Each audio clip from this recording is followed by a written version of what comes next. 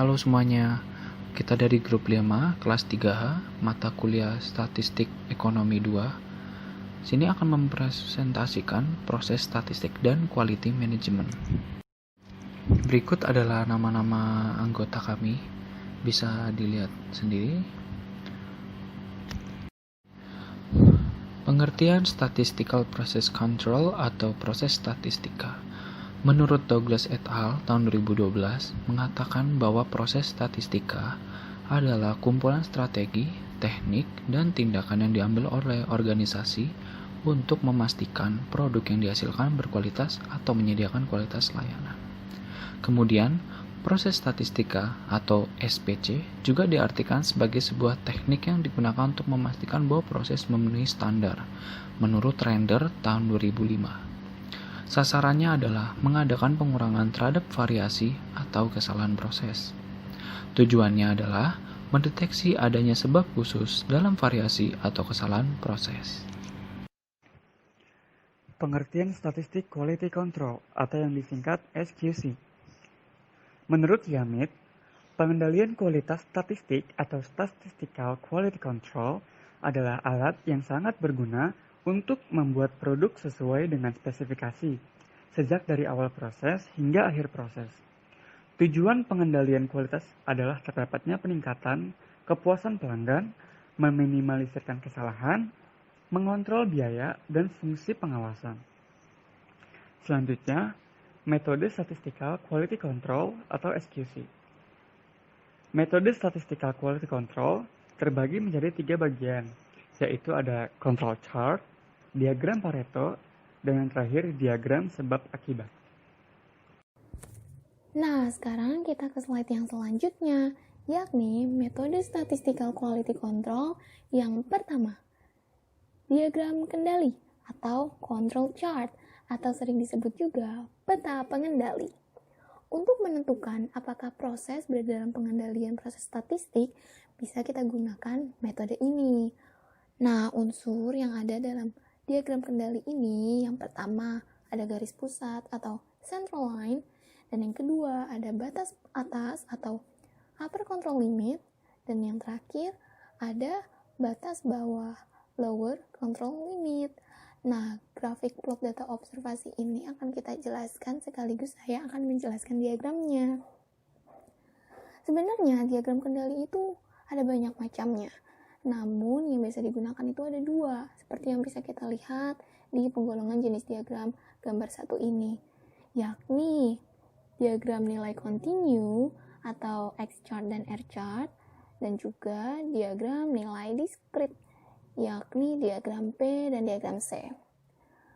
Nah, nanti rumus-rumusnya ada di slide selanjutnya ya. Sekarang saya akan menjelaskan dulu tentang grafik plot data observasi. Jadi, untuk membuat diagram kendali ini dibutuhkan sekumpulan data yang akan diplot ke dalam diagramnya.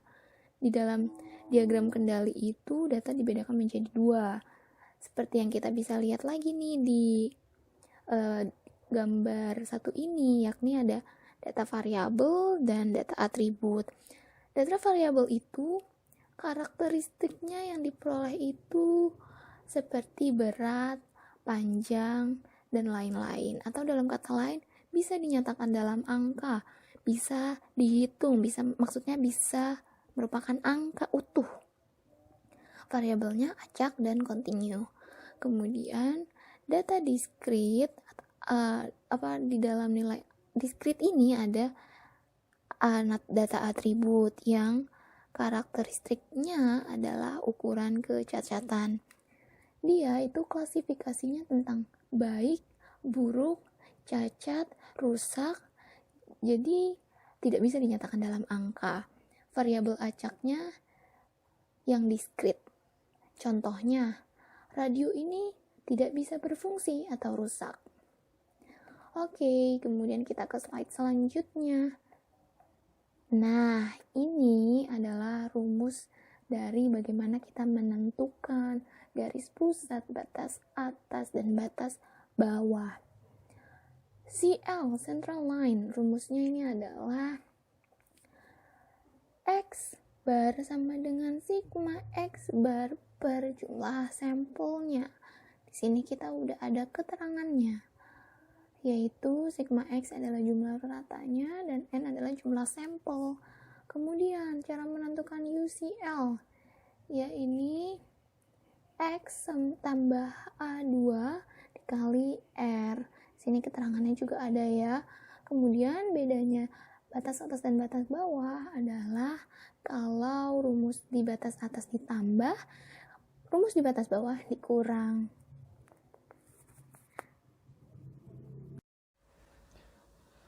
Berikut ada tabel faktor rata A2 yang bisa dilihat.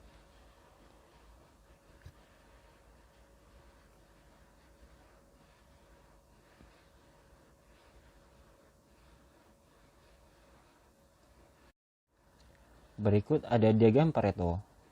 Diagram Pareto adalah grafik batang yang menunjukkan masalah berdasarkan urutan banyaknya kejadian. Diagram Pareto dikembangkan oleh seorang ahli ekonomi Italia yang bernama Vilfredo Pareto pada abad 19. Baik, selanjutnya yaitu diagram sebab akibat yang biasa disebut diagram tulang ikan atau fishbone chart. Kegunaannya yaitu untuk memperlihatkan faktor-faktor utama yang berpengaruh pada kualitas dan mempunyai akibat pada masalah yang kita pelajari. Selain itu, kita juga dapat melihat faktor-faktor yang lebih terperinci yang berpengaruh dan mempunyai akibat pada faktor utama tersebut lewat panah-panah yang berbentuk tulang ikan pada diagram fishbone tersebut. Bisa dilihat di gambar. Di situ ada jadi ada panah-panah tulang ikannya.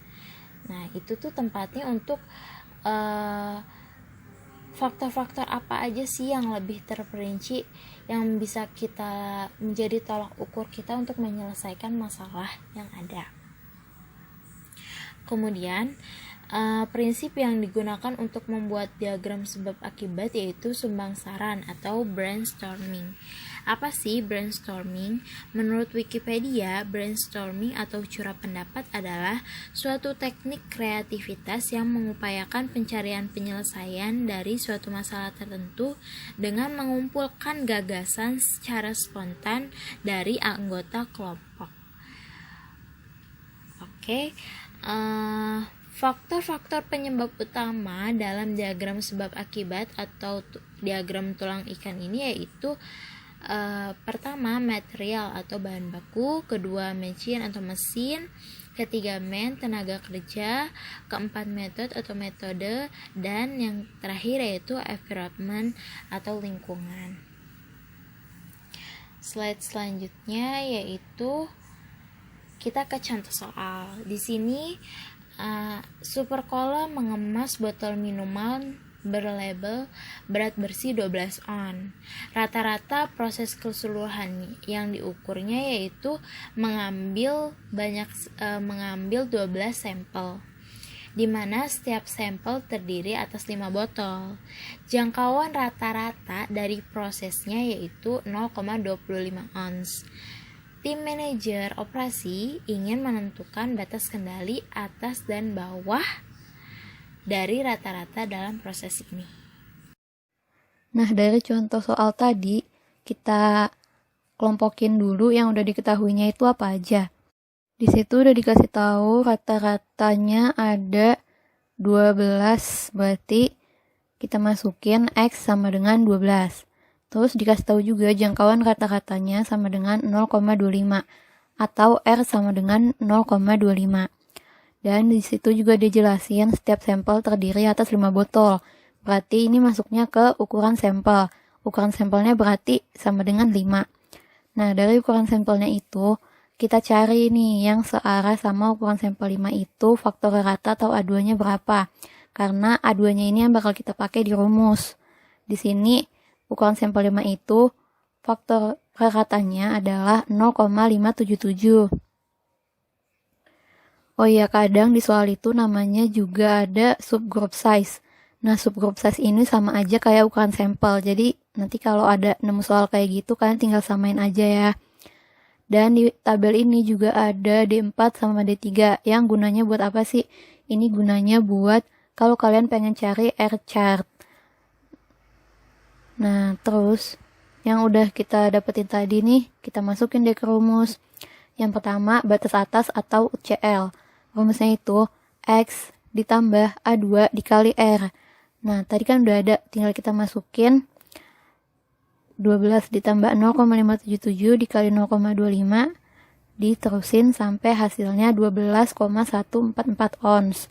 Nah, buat batas bawahnya rumusnya sama, cuman bedanya dikurang. Jadi X dikurang A2 dikali R. Karena A2 dikali R-nya udah ketemu, jadi tinggal kita kurang aja sini, 12 dikurang sama 0,144. Jadinya 11,856 ons. Nah, jadi pertanyaan dari soal tersebut tentang batas kendali atas dan bawah dari rata-rata dalam proses tersebut adalah 12,144 ons dan 11,856 ons. Nah, sekian dari kelompok kami. Kurang lebihnya mohon maaf, semoga dapat membantu. Terima kasih.